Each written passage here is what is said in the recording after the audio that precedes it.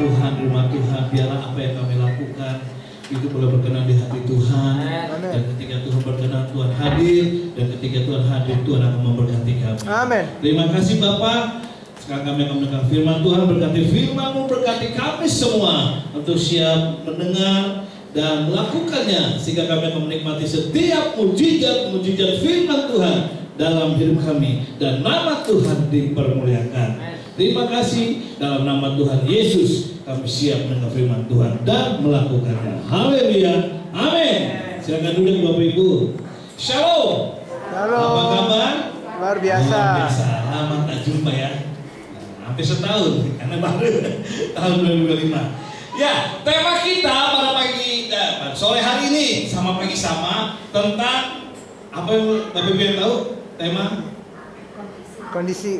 wah, berarti Bapak Ibu sudah beribadah dari pagi. Saya tahu temanya, yaitu kondisi hati. Boleh PPT-nya dikeluarkan. Nah, kondisi hati diambil dari Yeremia 17 dan 9 serta Mazmur 139 ayat 23.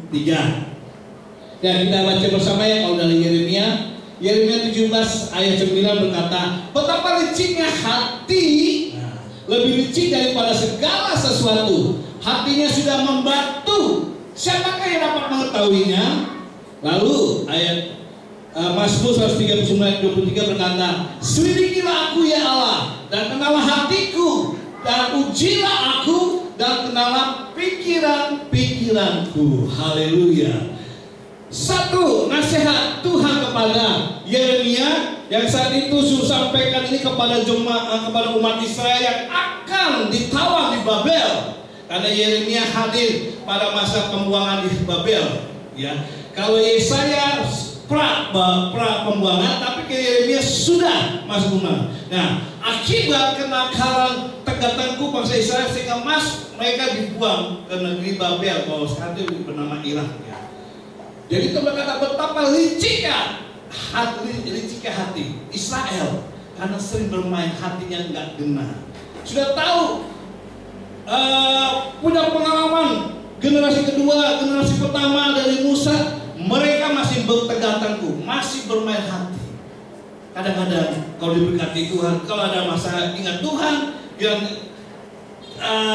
ada masalah lupa Tuhan, sehingga mereka bergaul dengan tetangga yang saat itu ibadahnya adalah kepada ateisme seperti Mesir, Ethiopia dan lain-lain. Nah, sehingga nasi tersebut kepada Israel ada dalam pembuangan disampaikan oleh Yeremia. Sedangkan Daud berbeda lagi, selidiki aku ya Allah, dan kenallah hatiku, dan ujilah aku, dan kenallah pikiranku. Wow, siapa sih Daud? Ketika dia berkata selidiki aku, dalam keadaan apa? Dia baik-baik saja. Dia seorang raja, dia bukan seorang yang biasa saja, punya kekuasaan, punya jabatan tinggi, tapi dia tahu, selidikilah aku ya Tuhan, dan kenallah hatiku, ujilah, dan kenallah pikiran-pikiranku. Karena kepada ayat 11 dikatakan, siapa tahu hatiku serong. Kalau dia bicara ke munafikan, kalau dalam terjemahan bahasa Ibrani, munafikan, karena dia tahu jatuh bangun Israel Tuhan termasuk dia, sehingga ada kemunafikan, sehingga dia berkata, selidiki aku Tuhan, lihatlah hati dan pikiran. Amin. Karena disitulah dikatakan dari hatilah terpancar kehidupan. Kalau kata Salomo, coba kalau kata hatimu, coba hati itu apa? Coba lihat kiri kanan, hati itu apa berkata? Ya, bicara hati saat ini. Daud sedang bicara hati, Yeremia bicara hati. Tapi saat ini kita akan berdalam seperti Daud saja, yang lebih pengalaman hidupnya yang tegak-tengku bermain hati. Dan next selanjutnya, ya, kondisi hati menekankan bahwa hati merupakan sumber kehidupan dan harus dijaga dengan baik. Amin. Hati adalah sumber kehidupan dan harus dijaga dengan baik. Itu kata Salomo. Ada dua perbedaan, ya, ketika hati dijaga atau hati dibiarkan. Kalau hati dijaga dengan kebersihan, maka hati yang bersih akan menghasilkan perbuatan baik. Amin. hati yang bersih pasti menghasilkan perbuatan baik. Amin. Katakan bersama, perbuatan baik. Perbuatan baik. Sedangkan hati yang kotor akan menghasilkan perbuatan yang buruk. Hati yang kotor, katakan. Hati yang kotor. Jujur. Mana dalam dua hal ini, Bapak Ibu saya sering praktekkan. Apakah sering menjaga hatimu dengan kebaikan atau membiarkan hatimu dengan tidak dibersihkan sehingga terjadi perbuatan menjadi perbuatan tidak berkenan alias perbuatan kotor. Betul? Dari hatilah kita bisa terpancar kehidupan, pikiran kita, perkataan kita langsung dieksekusi dengan tindakan kita. Tergantung. Kalau hati kita bersih, maka perbuatan-perbuatan yang baik yang pasti akan Bapak Ibu bisa rasakan. Jadi gampang membedakan kondisi hati orang. Kalau perkataan yang manis, sedap didengar, namanya sukacita, pasti hatinya dalam kondisi yang baik. Tapi kalau hatinya kotor, dari ekspresinya dan tindakannya kita bisa melihat. Kalau berkata-kata perkataan yang pedas, menyindir, menyombongkan diri, membanggakan diri, dan lain-lain, kita bisa lihat. Berarti kondisi hatinya sedang tidak beres, alias buruk. Jadi kita bisa melihat kondisi hati. Kalau saat ini kita nggak bisa melihat ya, hanya bisa melihat kepada Tuhan. Jadi kita cek hati kita. Seperti kalau hati kita bisa cek, hanya Tuhan yang tahu. Dokter pun tidak tahu. Coba beritahu, suami pun juga tidak tahu hatiku. Ada istri? Istri pun tidak tahu kondisi hatiku. Kondisi tahu, tapi hati belum tentu apakah sedang buruk atau terjadi. Kalau lagi ketemu biasa saja, tapi saat ini kita belajar pada Tuhan. Cek hati kita. Kalau kita sakit aja kita cek pada dokter, betul? Betul. Kalau sakit, kemarin saya kunjungan ke rumah sakit Pak Bakti ya, Pak masuk ke rumah sakit, dicek, dimasuk kateter tangannya, katanya, ada televisi depan, bisa dilihat peredaran mana yang tersumbat daging timbul. Akibat apa? Jeroan. Jadi harusnya lancar, timbul daging menutup perdarahan. Jadi kalau dia masuk di tangan sini, menjalar pakai serat, kelihatan peredaran mana yang tersumbat. Canggih Pak Bos. Ya, itu oleh dokter medis. Dokter pun kalau tidak menggunakan alat, tidak tahu kondisi kita ini sehat apa tidak. Tapi dengan menggunakan alat, dokter bisa tahu. Tuhan tanpa punya alat, dia tahu kondisi hati Bapak. Amin. Amin. Karena kelihatan ketok dari tingkah laku kita, perbuatan kita sehari-hari. Next selanjutnya. Nah, sekarang yang pertama, tanda hati manusia yang rusak, maka perhatikan, pikiran dan tindakan akan menjadi licik dan berbuat jahat. Nah, menurut Paus Gregius, seorang teolog berkata, ada 7 dosa manusia bila hatinya rusak, broken heart ya. Ada 7 dosa kalau ketika hatinya sedang broken. Yaitu apa? Kesombongan, ketamakan, iri hati, kemarahan, hawa nafsu, kerakusan, kemalasan. Bapak Ibu ada yang pernah melakukan ini? Broken heart, tanda-tandanya ini melakukan 7 dosa. Salah satunya lah. Pernah. Broken heart. Biasanya kalau broken heart, aduh hatiku sakit aja. Aku ditinggalin pacarku. Suamiku diambil kolong welwet. Orang bilang gitu. Saya hatiku rusak. Karena banyak kan orang yang beribadah melayani, tapi belum tentu kondisi hatinya baik. Betul. Ada nggak ada kondisi yang buruk? Hadir di Jumat saya yang saya layani di hari itu. Seorang pria sukacita ibu ini. Ketika kalau selalu menangis bicara hati, bicara pada Tuhan, selalu menangis apa? Kenapa? Ingat, suaminya dulu yang cinta dia, sayang dia, tiba-tiba tinggalkan karena ada kolong bebek dia ambil katanya. Bahkan dulu Pak, suami saya cinta, dulu kau yang berjanji Di depan. sepiring beras. segenggam emas Beras, Pak. kau berikan. Waduh, ketika sudah mendapatkan cinta dan melahirkan cinta yaitu seorang anak, lalu tiba-tiba ditinggalkan saya. Tapi puji Tuhan, walaupun demikian ibu tetap semangat beribadah Tuhan. Dia tidak malas ke gereja, dia tidak malas mencari Tuhan, dia tidak malas untuk gandel gusti. Amin. Amin. Rupanya saya satu kemalasan yang saya sadar tekankan di sini. Bapak Ibu mungkin tahulah kesombongan, ketamakan, iri hati, kemarahan, hawa nafsu. Kalau lihat, belanja diskon, wah harganya apa, hitam masihnya, harganya berapa yang naik dulu ya. Nah, tapi yang paling sering kita temui dan kita tidak sadari adalah kemalasan. Berarti itu tanda hati sedang rusak. Amin. Siapa yang selama 2024 Bapak Ibu nggak pernah absen ibadah raya? Selama berarti 54 minggu ya Pak ya? 52 tak? Ada sini yang tidak pernah absen? Rajin Pak. Nah, nggak pernah bolong-bolong. Ada? Kalau doa malam, ada yang sini yang bolong selama 54 ya Pak ya? 52 Pak. 52 ya Pak? 52. Begitu kan AF, nah kalau AF di diskon, kalau dari seminar biasanya sudah berhenti karena ibadah. Kalau yang jemaat yang saya layani, itu di absen Bapak Ibu. Jadi namanya ketahuan.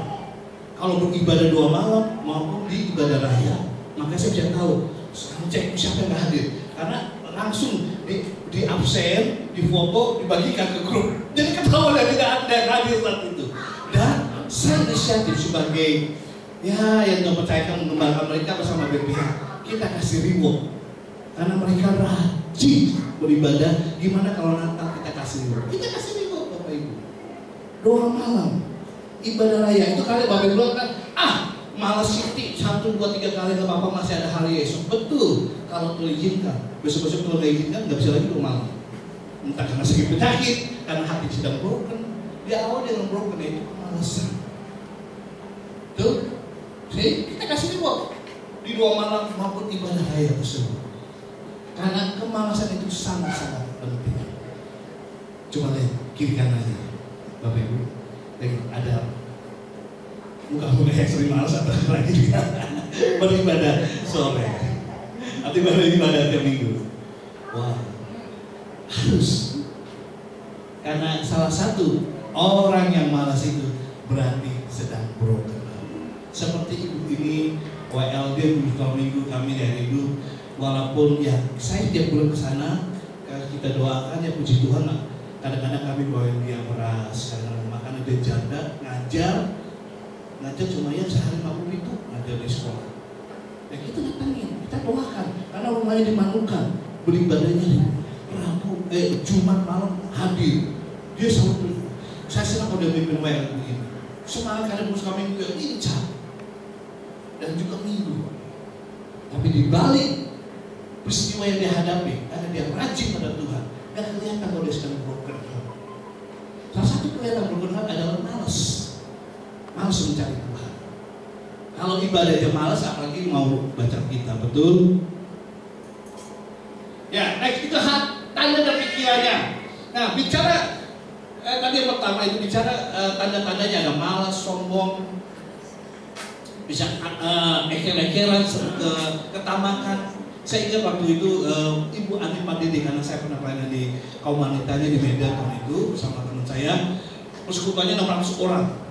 Dia cerita, dulu saya waktu kami belum kenal Tuhan, tahun 98, kaset Padidi itu mau dijual karena apa? Eker-ekeran mereka berdua. Orang kaya, mereka kuat keturunan, punya segala macam hal harta, baik tanah, hotel, resort, rumah sakit, apartemen. Wah, saking karena ekeran adik kakak ini udah jual saja, bahkan mau dibeli oleh istri. Yaitu dulu suami saya justru kalah pemimpin. Tapi puji Tuhan, Ani dan Joni Padidi langsung sadar dengan Tuhan, tidak bisa. Papa kita capek cari uang, cari kumpulkan harta, jadi berkat banyak orang. Karena murah, kalau kuliah di sana, sekolah sana, banyak diskon juga. Banyak subsidi ya. karena memang tujuannya memberkati juga. Dan kalau ini sampai diambil oleh Muslim, itu bisa bahaya, gitu. Akhirnya mereka yang bertobat, saling ngaku. Bapak Ibu, dia melakukan pada cerita. Waktu padahal ya si John ini adiknya ya, mereka cari pengawal. Ada yang satu mau dengan tentara, ada yang polisi, bahkan ada yang orang India, yang jago bela diri semua. Pernah nuru di hotel, memukul, bahkan menusuk si Johnny Padade. Johnny Padade juga punya bodyguard juga, tapi dia tahu dia mau balas dendam, nggak bisa. Dia pasti salah satu dari mereka berempat saudara, kakak adik ini, nggak mau cari. Akhirnya mereka berunding saja, saling mengakui. Nah, ketika mengakui, apa yang terjadi? Ada pemulihan. Akhirnya Tuhan tolong aset-aset pada itu tetap berjalan hingga sampai masa kini. Semua diawali apa? Broken heart.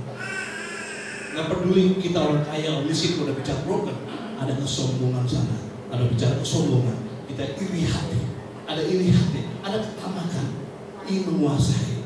Maka apa yang terjadi? Hasil pasti perbuatannya tidak baik. Mereka sudah ingat, ya mereka bertobat, ingat Tuhan, ingat juga orang tua mereka.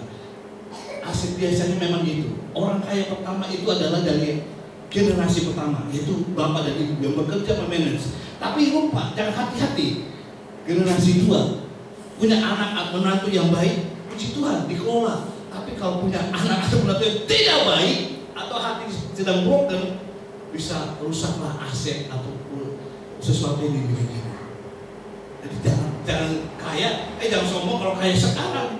Lihat, generasi kedua itu bisa ditentukan, bisa berkembang hartanya atau bisa turun aset-asetnya.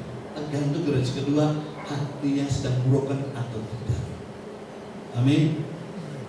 Mau kaya, mau miskin, masih mau saudara, sedangin satu darah, nggak peduli kalau bicara hatinya broken.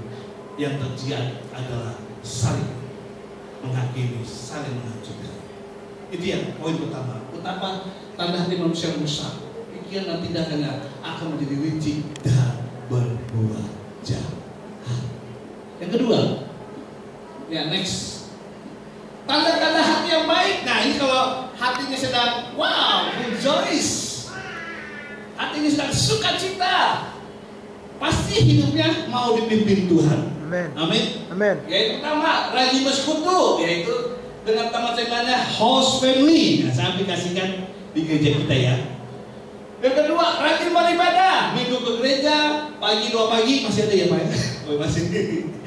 Ya. Doa malam, doa siang, jambangan juga ada dan pagi. Lalu rajin pelayanan di gereja, main musik, asal gitar dan lain-lain. Itu tanda-tanda hatinya baik, good heart. Maka hidupnya mau dipimpin Tuhan. Kalau hidup dipimpin Tuhan, biasa kelihatan dia pasti akan rajin beribadah, dia akan rajin berdoa, dan dia rajin melayani Tuhan. Amin. Amin. Kelihatan. Memang ada si orang yang semangat. Saya pernah lihat semangat dan pelayanan, tetapi keluarganya berantakan. Itu bahaya juga. Tapi kalau kita hatinya baik, biasanya harus dari keluarga dulu, dalam baru keluar. Yaitu pelayanan. Kalau keluarganya baik, masuk pelayanan, pasti pelayanannya baik. Ada yang keluarganya belum baik, pelayanan, artinya pun didewasakan, maka apa yang terjadi? Berantakan. Betul. Tadi pagi sudah cerita istri saya di Bu Mary, mungkin sudah dengar di satelit Emmanuelis. Ibu-ibu datang ke rumah kami, jemaat kami, Bu Devi, Pak Musa saya mau ke rumah tapi mau cerita bersama ibu masalah wanita antara menantu dan mertua. Oh silakan, nggak apa-apa, ibu datang aja. Kalau ada ibu akan saya masuk kamar atau saya akan keluar karena memang ini atau di kamar. Nah di rumah ya aman, bolehlah di rumah. Cerita. Ibu ini pada pelayan Tuhan, single, di dua malam single, di dua malam maupun di ibadah pagi. Langsung datang Bu Devi cerita, saya mau keluarkan unek-unek saya. Kenapa Bu? Memang kalau beribadah itu dia santai, senyum enggak. Kalau di sapa ya senyum, kalau enggak banyak kami minum saja. Tapi mau melayani Tuhan. Jadi Dia datang, saya ceritakan apa? Saya mengeluarkan uang anak saya menikah percuma karena di gereja saya sangat suka cita, tapi di rumah kayak neraka. Wah, masa apa bu? Itu mertua saya. Oh, nggak tahu. Maksudnya sudah ada gambaran. Inilah mertua dengan menantu versus. Padahal ibunya juga gereja loh. Padahal kalau ibadah cuma berdekatan gitu. Di nomor 2, salah di belakang saya. Kalau saya duduk dia menantunya, terus ibunya sebelah kiri, tapi nomor 2 sini. Baris kedua, cerita kayak merokok katanya di rumah. Pokoknya bahkan saya untuk panggil manggil mamanya tidak mau, untuk nomor 2 aja males, tidak mau bicara, karena dia selalu mempengaruhi suami saya. Dan maaf bodohnya, suami saya tak pengaruh, sampai bilang kamu nikahi mama kamu atau saya, kok kamu bilang mama kamu terus? Gitu. Padahal satu pelayan Tuhan single, satu ya rajin ibadah ibu ini, mamanya ini. Tapi ternyata gak nyangka kan, di gereja ada amal sukacita, di rumah, wow, diem-dieman. Di gereja kayak sukacita kayak surga, di rumah kayak neraka. Satu pelayan Tuhan, satu jemaat Tuhan. Ya menurut saya aktif. Hampir ya, kadang bolong kadang enggak, tapi di hari Minggu saya selalu ketemu. Karena saya tahu di belakang saya pasti sih ini mamanya juga gitu.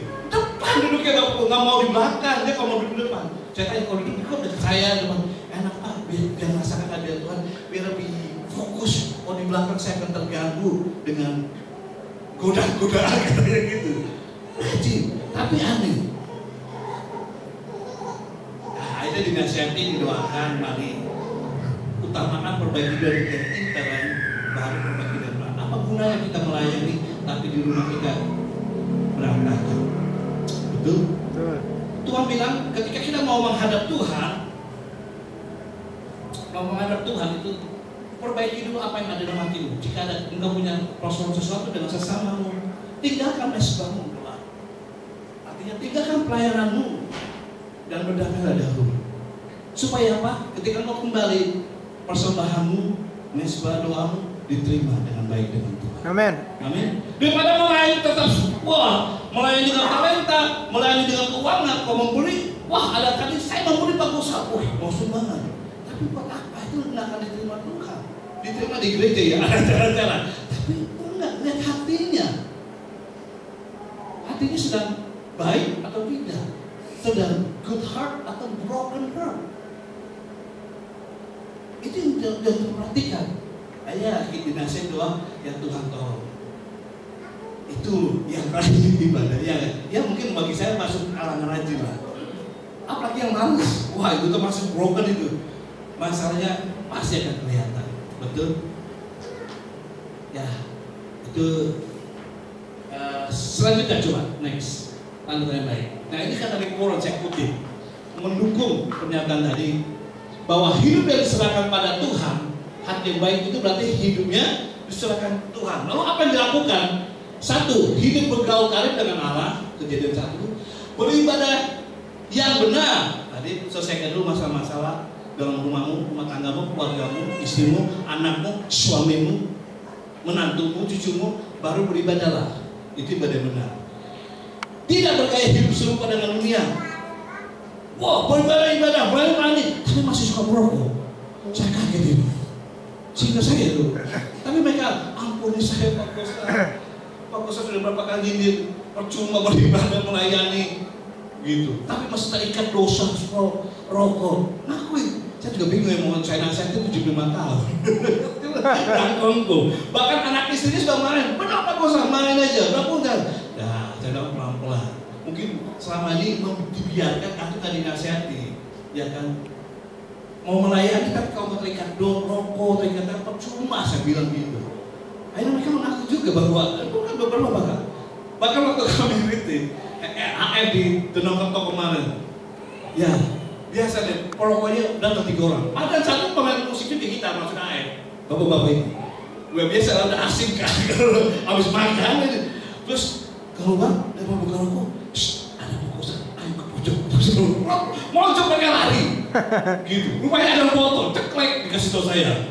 Halo, jadi pojok di momen ngapain? Wih, Pak Kosta panggil. Wah, Kalau tahu langsung dimatikan rame-rame rokoknya. Saya bilang, itu terserah Bapak. Sebagai gembala pasti tetap menasihat firman Tuhan. Tapi sebagai teman, ya saya cuma hanya sekedar nasihat. Dan nasihat saya harus sesuai firman Tuhan. Mau diberkati ya itu nasihat bapak-bapak yang diberkati. Yang merasakan berkatnya bukan saya. Ya kan istri itu pasti akan senang. Betul mau, saya tambahin kan. Akhirnya mereka juga, ya Pak tolong doakan supaya bisa lepas ya. Saya kembali lagi bahwa ibadah yang benar seperti tadi, jangan bergaya seperti dunia. Ibadah-ibadah terikat dosa jalan terus. Menjaga hati dan pikiran tetap kudus. Senang memuji Tuhan. Nah ini senang memuji Tuhan karena ada hatinya yang bersih. Berada di lingkungan pergaulan yang benar. Amin. Yang kedua, kalau Bapak Ibu berkata, seorang bukti ya nenek ya bicara udah umur 72, suaminya 76. Pak Gosal katanya, saya kalau nggak ingat cinta Tuhan, wah suami saya itu saya tinggalkan, mungkin saya kawin lagi. Loh kenapa tuh? Tapi saya kan ingat Tuhan. Suami saya ini penjudi, judi katanya. Wah, kenapa? Menjanjikan kemenangan. Dia ngajak tenang mak, aku masih pasti kita menang. Gagal kalah terus, bahkan rumah saya Pak yang pertama terjual habis. Bahkan rumah kedua terjual lagi, saya langsung juga tinggalkan. Tapi saya teringat, saya ingat janji. Janji apa? Ketika deng deng deng. Janji pernikahan. Wih, mantap rasanya. Pernikahan ya. Aku terima engkau apa adanya, dalam keadaan suka maupun duka, dalam keadaan sehat maupun sakit. Saya teringat cinta dan cinta saya di hadapan Tuhan dan cuma. Kalau nggak itu saya sudah tinggalkan Pak. Yang beli rumah dia iya, yang bekerja dia, tapi saya juga membantu secara keuangan. Saya membantu doa, saya membantu merawat anak-anak saya. Ketika kita punya rumah yang kedua, dia jual lagi, saya sudah tinggalkan. Tapi ketika firman Tuhan, dalam keadaan suka maupun dalam keadaan duka, aku terima engkau kepadamu. Dalam keadaan sakit atau sehat. Karena saya tahu di gereja banyak orang yang hidupnya jomblo. Jomblo bukan karena nikah, jomblo ditinggal istri, jomblo ditinggal karena suami. Saya tidak mau. Saya rawat anak saya tak baik. Saya terima dia apa adanya. Dan saya cari bagaimana supaya Tuhan bisa pulihkan. Karena nasihat doa aja percuma. Saya tetap, ya tadi, saya tetap beribadah. Hari Minggu saya ajak anak-anak, ayo kamu ke gereja, ayo kamu ke sekolah minggu. Masa depanmu bukan karena ada papamu yang dulu punya uang. Lihat, masa depanmu Tuhan akan menentukan. Ikut saya ke gereja. Amin. Akhirnya berhasil betul Bapak Ibu.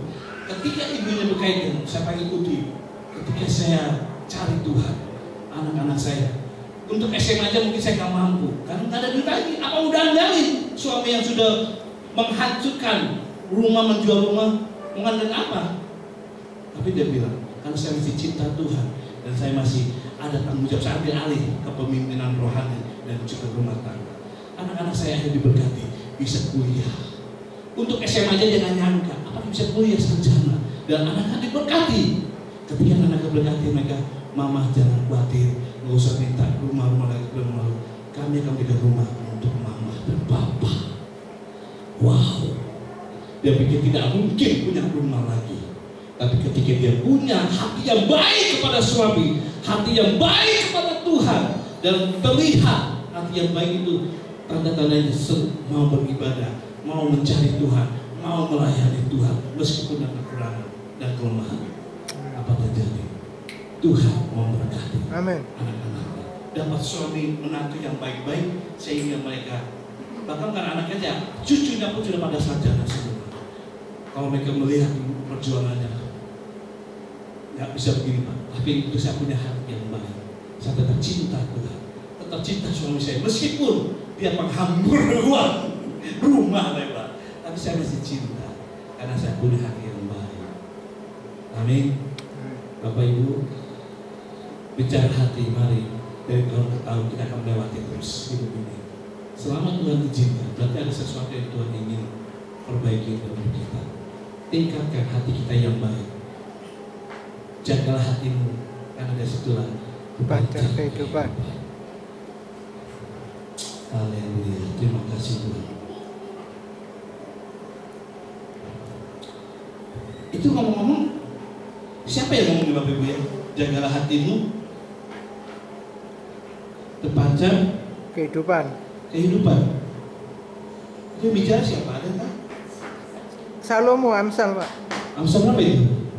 Amsal 4 ayat 23. Amsal 4 ayat 23. coba apa? Jagalah hatimu dengan segala kewaspadaan karena di situ terpancar kehidupan. Wah, haleluya. Kasih teplos dong buat Mas Andri. Saya hargai karena saya punya hati baik, saya mau kasih dia ampun. Amin. Mas Andri. Karena mau baca. Iya, makasih. Ada satu lagi nih. Kebetulan saya baru bilang. Haleluya. Selain hati, selain di Amsal maksud saya, hati yang baik itu ada di ayat mana lagi? Ada yang tahu? Di Perjanjian Baru bicara hati. Atau gini, tanda-tanda hati yang baik seperti apa? Langsung PPT dimatikan dong. Ya, ada yang berani jawab? Mungkin hati saya sedang baik. Saya kasih ampun. Sekedarnya ya. Hati saya sedang baik karena saya cita-cita kemarin saya tambah usia 1 tahun. Oh, amin. Enggak juga sih. Langsung pengen aja. Ya ada 3 tanda tadi. Ayo Ibu, sekarang model wanita. Coba yang keras lagi. Puji Tuhan. Ya berarti bergaul dengan baik. Apa yang dilakukannya bergaul baik? Gereja kita tadi, rajin ibadah, lalu melayani Tuhan. Satu lagi, Rajin doa pagi, doa malam. Oh berarti. Yang utama itu kan program ini kita ibadah, pelayan doa dan AL. Doanya doa malam, tapi doa pagi ya puji Tuhan. Mari Bu, kamu berkati. Haleluya. Ya sekedar ya Bu ya. Ada lagi? Ya kita berdoa. Terima kasih Tuhan pada sore hari ini. Kami ucap syukur biar firman Tuhan ini bukan sekedar kami dengar, tetapi kami mau perhatikan, kami mau taati. Yang terpenting supaya kami mau hidup semakin hari semakin serupa dengan Tuhan. Tolonglah kalau hati kami di tahun-tahun lalu kurang berkenan, tapi Tuhan kami minta Roh Kudus pimpinlah hidup kami supaya hati kami lebih baik. Maka ketika hati kami baik, hidup kami diberkati Tuhan. Terima kasih Tuhan. Haleluya, haleluya. Terima kasih Tuhan. Selidikilah aku, lihatlah hatiku. Apakah aku sungguh mengasihi Tuhan? Haleluya. Selidiki aku, lihat hatimu.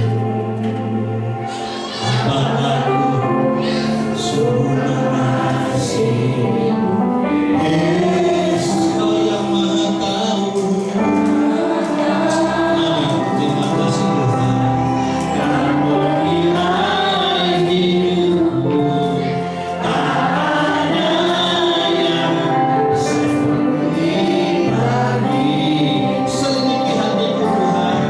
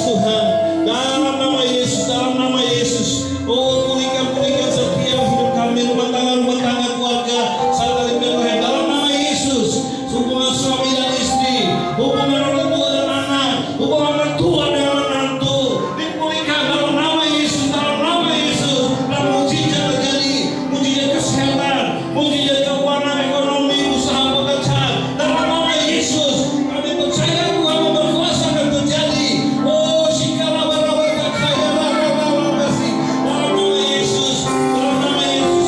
Jangan pulihkan. Kami berdoa dalam nama Yesus, mujizat terjadi dalam nama Tuhan Yesus. Tuhan, dalam nama Yesus. Terima kasih Tuhan. Haleluya, haleluya. Mari kita katakan, oh aku percaya Tuhanku ajaib, Tuhanku berkuasa. Kalau aku memiliki hidup yang baik, haleluya, haleluya. Aku percaya. Terima kasih Tuhan. Haleluya. Aku percaya